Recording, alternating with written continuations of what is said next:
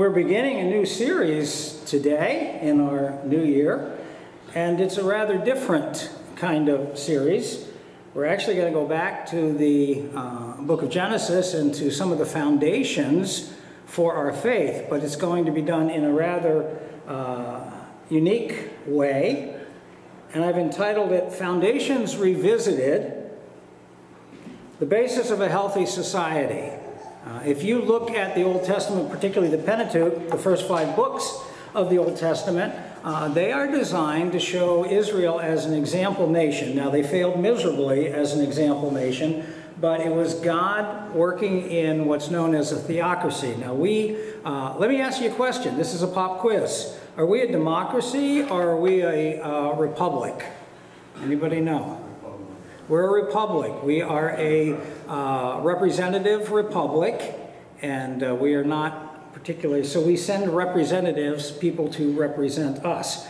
God's ideal, and it only works if God is ultimately in control, God's ideal is not to have a king, not to have even a republic or democracy. God's ideal is to have a theocracy where in the future we'll have that with Jesus Christ present. So he is setting that foundation in the book of Genesis and with the writings of Moses. And I want to look at that because I want to tie it in with some of the things that were part of the founding of this nation. That's why I'm talking about this as the basis of a healthy society. Thomas Jefferson, in the Declaration of Independence, wrote this, and these are probably familiar words. This is July 4th, 1776. We hold these truths to be self-evident, that all men are created equal. This is part of the foundation of our nation, that they are endowed by their Creator with certain and unalienable rights, that among these are life, liberty, and the pursuit of happiness. Every person in grade school read that Declaration of Independence. Now, I want to tell you a little bit about Thomas Jefferson. This comes from Mark David Hall. He's a Herbert Hoover Distinguished Professor of Political Science. And he says this, and it's a true statement: even though Jefferson believed in a vague, distant deity, he was a little more like a deist than he was a Christian, when his fellow delegates revised and approved the Declaration, virtually all of them understood, quote, nature's God, Creator, and Providence in that document to refer to the God of Abraham, Isaac, and Jacob, a God who is active in the affairs of men and nations. Now, the difference between deism and Christianity is Christianity says that God is active through Jesus Christ, through the ministry of the Holy Spirit, through the church in world events. The deist said God created the world, he wound it up like a clock, and he doesn't intervene at all. He just kind of goes off in the distance and watches what happens. So some of these individuals were Christians, some of them were deists, but Jefferson understood there was a Christian foundation here. Now, one of the things about Jefferson that you need to understand is he did what was known as the Jeffersonian Bible. It's as if you were to take a pair of scissors and you go through the Bible and you cut out the verses you like, and the verses you don't like, you leave. So he kind of edited the Bible, and it became known as the Jefferson Bible. And there were just passages that bothered him, and as a result, he just ignored those. So he wasn't altogether Christian, and some of these early founders, you know, they had slaves, they had children with their slaves. They were not, you know, they were a little bit like Old Testament saints who were sometimes scoundrels. So I'm not saying that they were all perfect people, but they did look to nature's God, a creator, and someone of providence as the foundation. A little more modern, from President Harry Truman, and I love this statement: the fundamental basis of this nation's laws, talking about the United States, was given to Moses on the Mount, meaning Mount Sinai. The fundamental basis of our Bill of Rights, our American document, comes from the teachings we get from Exodus, which is where the law is for Israel, and St. Matthew, the teachings of Jesus. If we don't have a proper fundamental moral background, we will finally end up with a totalitarian government which does not believe in rights for anybody except the state. Now, that may sound very familiar to some of the things we're struggling with today. That was Harry Truman. Some of those earlier presidents, like Eisenhower and others, had a real look and a real basis in what happened in the book of Genesis and Exodus and the early books of the Pentateuch. Dr. Robert Bryan says this, and unfortunately I have a lot of quotes for you this morning because we have to do that to establish this.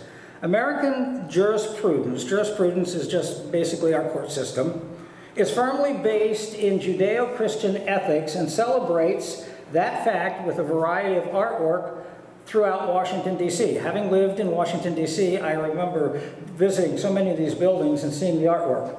In the House of Representatives, there are 23 marble relief portraits of great lawgivers, including Moses, who is given the central point of focus.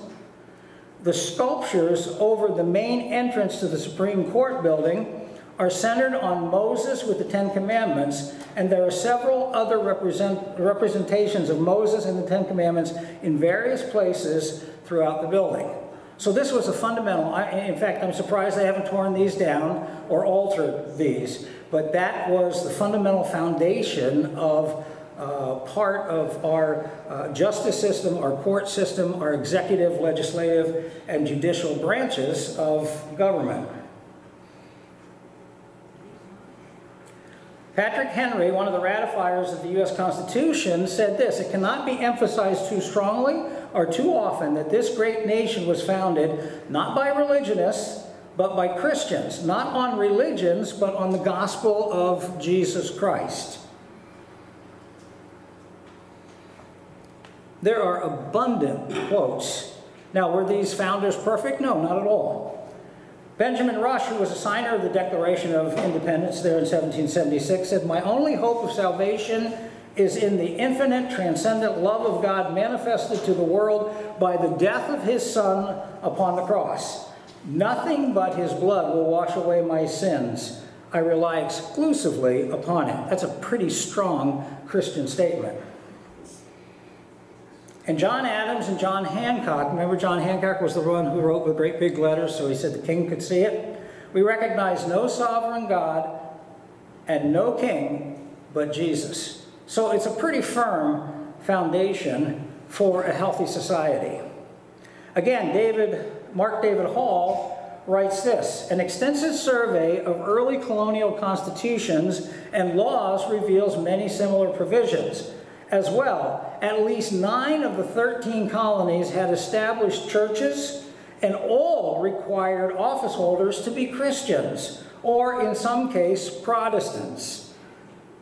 Quaker, Pennsylvania, for example, expected office holders to be such as possess faith in Jesus Christ." It was that specific in some of those areas. He continues,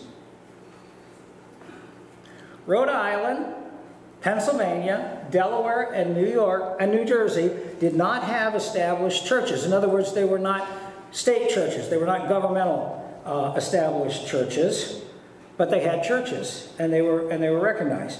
New York had establishments of churches in select counties. Most colonies had religious tests for office, however, and all had laws encouraging and protecting Christianity and Christian morality. That's the basis of where we come from, because it's based on the Old Testament, the book of Genesis, and the concept of Genesis and Exodus. So I am proposing to you that the concept of a creation, us, responsible to a creator, is the first foundational principle of personal, national, and global accountability. Do you want to know why Soviet Russia is not accountable to God? Because they don't believe that he exists. They don't believe that he should have any power in there. Same way with China. And as a nation loses this sense of accountability, which we have lost in our nation, then there's no sense in being responsible to a creator. In fact, they want to get free from being responsible to a creator, because then they can do whatever they want. then they can turn it into a totalitarian government. They can turn it into anything they want. And I'm not trying to be political, I'm trying to be Christian here, that this is the foundation for our country, and we need to go back and revisit those foundations that come from the Scriptures.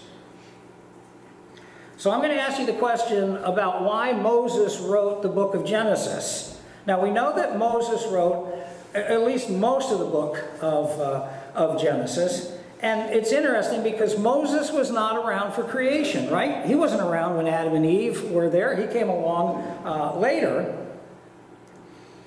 But he wrote that book under inspiration of God to demonstrate God's power and glory and our need to be subject to God and God's principles if we want to have a healthy society. That's the whole point of it. And that's why it starts off with a God of creation in Genesis chapter 1, verse 1. Because that gives us an accountability. Someone made us. We didn't just happen. We just didn't independently evolve. There was a source, a mastermind, a God who had us in mind, who loved us, and created us and created all the world we see around us. As soon as you depart from that principle, you've departed from the first foundation, and you can do anything you want. I've often said, if I wasn't a Christian, I'd be a hedonist. I would be a hedonist just in the sense that it was comfortable enough that I wouldn't stab you in the back unless I absolutely had to. I would be consistent and fair and friendly, but if push came to shove, I would watch out for me. Most people, instead of being Christians, are practicing hedonists. It's all, what about me? And so God takes this away from us and says, no, you're accountable to a living God. You're accountable. You're going to live your life on earth. And then it says in the book of Hebrews, it says it's appointed on man once to die, and after this the judgment. You and I are going to stand before this almighty, all-loving, all-caring God. And that's why the foundation for society is a responsibility to this God. So we see, first of all, the sovereignty of God in creation. And I want to go back. We're not going to do a whole lot of work in the early chapters of Genesis, but we're going to look at it a little bit. Bible Knowledge Commentary says the account of creation is the logical starting point for Genesis. That's why Moses put it there. For it explains the beginning of the universe. These verses have received much attention in connection with science, and we're not going to discuss the science of the thing. You can research that. This is to be expected. But the passage is more than that. It's a theological treatise as well, for it lays a foundation for the rest of the Pentateuch. Not only that, it lays the foundation for a healthy society. If God created the world and God created you, you and I are accountable to this God. We may not know a lot about that God, but he reveals himself to this nation of Israel and reveals himself to mankind. Again, John Walvoord says, in writing this work for Israel, that is Genesis, Moses wished to portray God as the founder and creator of all life. The account shows that the God who created Israel is the God who created the world and all who are in it. Thus, the theocracy, that governed by God form of government, is founded on the sovereign God of creation. That nation, that is Israel, her law and her customs and beliefs all go back to who God is. And for us as a nation, it all goes back to who God is. If we're accountable to God, if we have a responsibility before God, then we need to govern like we have a responsibility before God. Israel would here learn what kind of God was forming them into a nation, and we'll look at that as we go in the weeks ahead. And the implications of this are great, not only for Israel, but for us as a nation. For every nation in the world is accountable to God if indeed he created them. Walvoord continues, first, it means that everything that exists must be under God's control. But if you don't like that, then you're going to go out and form another nation and exclude God, like we did in the schools. We can't pray, we can't other things. I mean, yes, you can individually, but not as a national kind of thing. We minimize God at every turn because if we are responsible and accountable and under God's control, we need to govern in that way. We need to live our lives in that way. We need to do our businesses in that way. We need to deal with our families in that way. I'm under God's scrutiny in a good and positive way because I'm a created being of God.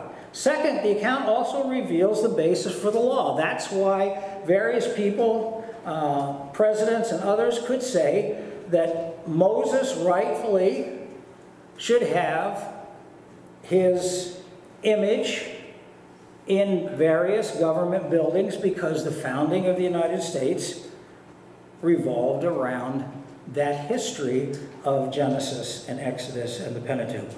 Third, the account reveals that God is a redeeming God, and this is what people sometimes miss. It records how he brought the cosmos out of chaos. That's the first chapter of Genesis, how everything was in disarray, in chaos, there was nothingness, and God formed it all because of his power. It turned darkness into light. We're going to see that today. Made divisions between the darkness and the light. Transformed cursing into blessing. So when things were empty, when things were in chaos, God brought them into order. So we want to look at Genesis chapter 1 and verse 1. It simply says, without apology, in the beginning, God created the heavens and the earth. Now the earth was formless and empty, darkness was over the surface of the deep, and the Spirit of God was hovering over the waters. All right, I heard there's a little problem because some people between verse 1 and verse 2 put a gap of many years. And I used to do that. That used to be my belief. I no longer hold to that belief. It's a minor kind of thing. But I heard it explained, I think, a little bit better. This is like someone building a house. And you go to the site, and all the materials are there to build the house, but it's not a house yet. You know, the brick and the mortar, they're all there sitting on the pallets. The wood, everything is there on the pallets. And you say, this is the raw material that's there, and it will be a house. But it's not a house yet. And this is what God is doing. In the beginning, God created the heavens and the earth, and then he begins day by day to put all the pieces together. And he says, at this point, the earth was formless and empty. It doesn't mean that it was necessarily in chaos. It just means all the building products were there. And God began to build. And it's interesting because when it talks about God creating the world, there's a Hebrew term, ex nihilo, and the Hebrew term means out of nothing. Out of nothing. Out of complete, like you and I would build a house and we'd have material there, but who gets the material there? You know, the contractor, the distributor's got to get the material there so you have something to work with. Well, God says, I had nothing, so I created something, and I put it all together, and I made it work. And it says, darkness was over the surface of the deep, and the Spirit of God was hovering over the waters. We'll get to that. Again, John Walvoord says the expression formless and empty, there's the Hebrew for it if you want to, seems also to provide an outline for chapter 1, which describes God's bringing shape and then fullness to the formless and empty earth. But it all came out of nothing from God. Others have seen, and this is where I was, I've done some research, I spent a lot of time this week doing research on this. Others have seen a, quote, gap between the first verses, allowing, between verse 1 and verse 2, allowing for the fall of Satan and entrance of sin into the world that caused the chaos. I do not know when that happened. I do not know when the fall of Satan came. Satan was an angel created by God, the most powerful of the angels who, through pride, rebelled against God. That was the first sin. But I don't know when that happened. That could have happened anywhere in eternity past. It could have happened before the creation of the world. It could have happened at the time of the creation of the world. All we know is that it happened sometime before Satan meets up with Adam and Eve in the garden. It is more likely, Walvoord says, rather than this gap theory, that verse 1 refers to a relative beginning rather than the absolute beginning. It's like getting the building materials there, and then, okay, the absolute beginning is when we start to build the building. The chapter would then be accounting for the creation of the universe as man knows it, not the beginning of everything. And verses 1 and 2 would provide the introduction to it. So he says there was chaos, and then God turned it into something. The fall of Satan and entrance of sin into God's original creation, he says, would precede this. But I don't think you have to lock it down to that. I mean, it would precede, maybe not the creation of the world, but it would precede this audience with Adam. That's the only we know, and how far back it goes is kind of incidental. And you can talk to God when you get to heaven and ask him about it. Now, let me show you this, because we usually think that sin happened with Adam, that the fall happened with Adam, and that's true, but that's not the first sin.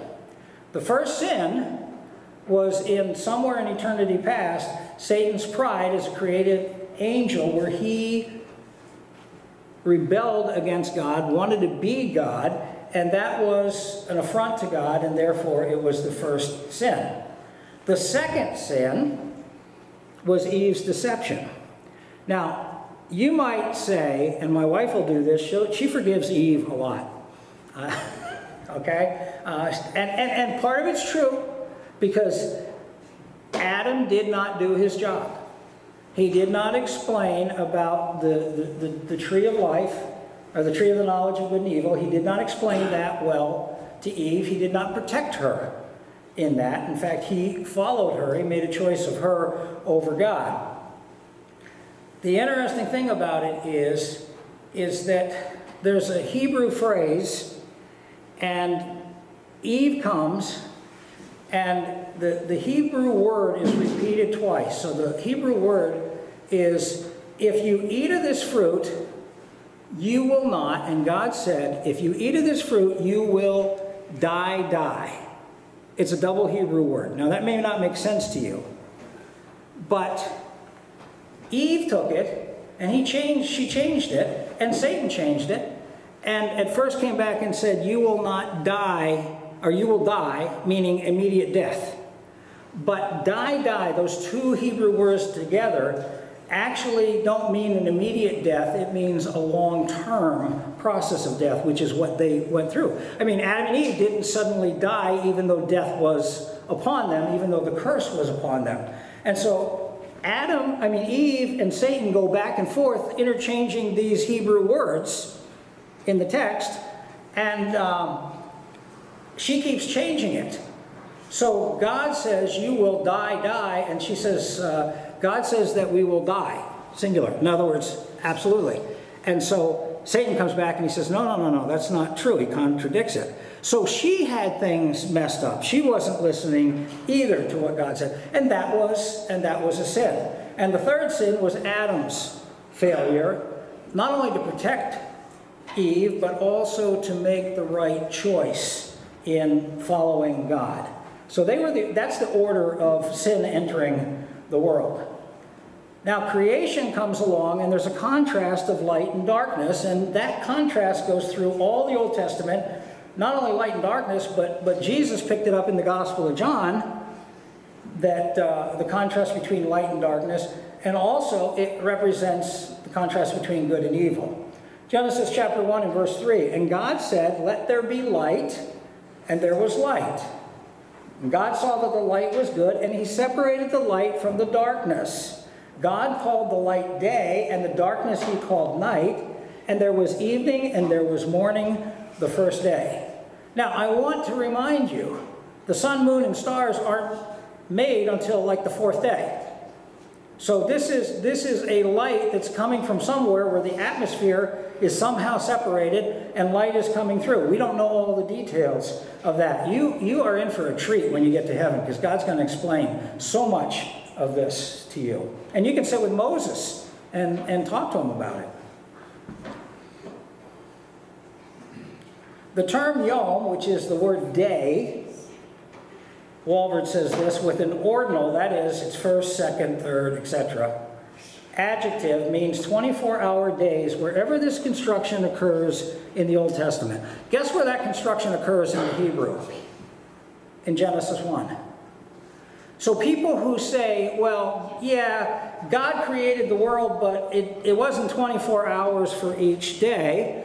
It was eons and eons and eons, and that was an evolutionary way of fitting everything into there. And you know what? You can believe in evolution and be a Christian. I don't know how, but you can believe in evolution, and I know many people who are Christians and they believe in evolution. There are many people who believe in a very, very old Earth, like we're millions and millions. The dinosaurs are 65 million, and that's what is taught in our schools. Every one of our kids has learned that. But that's not what Genesis says. And that's not what the Hebrew language and the normal use of that language says. So a day was pretty much, when it's used that way, as a 24-hour period. And ask yourself, could God do that? Absolutely. Why do we argue with that? And you can say, well, these were non-scientific people. Moses wasn't a scientist. He didn't know what we know. But you got to understand something. Evolution is a theory that has become a foundation for our world. And if evolution is true, and it took eons and eons, and we just happened, and there wasn't really a God behind it. Now, theistic evolution, that's a different story. If you want to have some credence in that God created it, but that's not where they're going. They take God out of the picture completely. And when you take God out of the picture, you no longer have any authority over you. And as a nation, you're not responsible to God. So all of these individuals who buy in to what happened in 1859 with Darwin and the origin of species, they all buy into that. And as it moved on and on and on, it became part of our culture and now part of our curriculum. There's an attempt to say we're going to separate ourselves from accountability of God. Now, Israel did the same thing. They said, we want a king, we want other gods, we want whatever. And it's part of human fallen nature to do this. You know, God is there. I want to get away from God. And until you come back to Jesus Christ and you're renewed with Him and regenerated with Him, it makes no real sense. And even then, as Christians, we struggle to be obedient to God. We struggle to have God be in control and in charge because we are stubborn and we want to be in control and in charge. But the usual meaning of that word is a 24-hour period, which keeps God completely in control. Now, God's process of preparing the earth for life, and this is the story in Genesis 1, chapter 1, verse 6, and God said, let there be a vault. He went from light and darkness. Now he says, let there be a vault between the waters to separate water from water. He's talking about water above the earth and water on the earth. You got to remember that later he's going to come along and he's going to have the land move in and have, you know, some of the water move back. And there's going to be both. Originally there was just like a lot of water. Now there's land and water. But this is atmospheric. And I don't know all the details. I used to believe in a canopy theory. And I don't believe in a strict canopy theory. But there was something in the atmosphere that made a difference in the way the world is, the way the earth is. We just don't know exactly what it is. So God made the vault and separated the water under the vault from the water above the vault. What's the vault? The vault's basically the sky. And it was so. And God called the vault sky, and there was evening and there was morning the second day. That's as far as we're going to get today. Oh, wait, we may go a little further.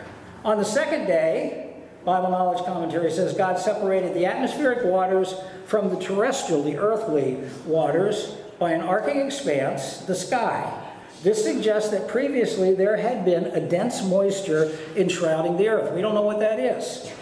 But it all goes to show that God's in control, God's in charge.